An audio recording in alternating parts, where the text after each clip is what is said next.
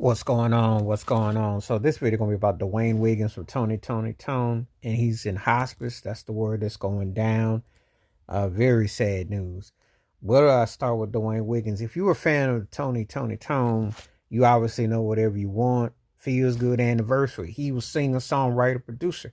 He had a big hand in hooking Destiny's Child up with one of their remixes early on. He had a hand with them, and I think I want to say I had his album. It came out back in '99. He had a solo record, you know. Um, Talented brother, very down to earth cat. Obviously his brother Raphael Sadiq is bigger. More people know Raphael, but Dwyane Wiggins is bad. If you keep up with Tony Tone, you know this cat is the truth.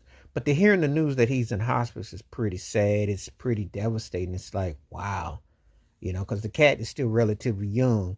And it's one of them things where, it's like, um, you know, you're not trying to, it's not something that you expect to hear, but all the stuff that's going on with health and everything. I always say health is everything. You just don't never know.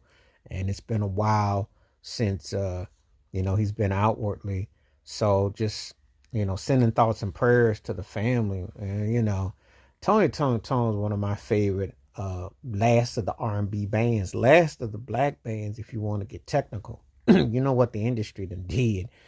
But the late 80s, and they kept the 90s, kept Oakland. They followed the tradition of Sly and Family Stone, Tower Power from the Bay, and did their thing, and writing and producing for others, and and then they started to they hit their groove in the 90s, So I always dug, what they did, like the sound, like the vibe, and sometimes time has a way of going on where you kind of not keeping up with somebody because you know how things can change musically, with streaming and everything like that. So you don't get a chance to hear about certain acts like you used to.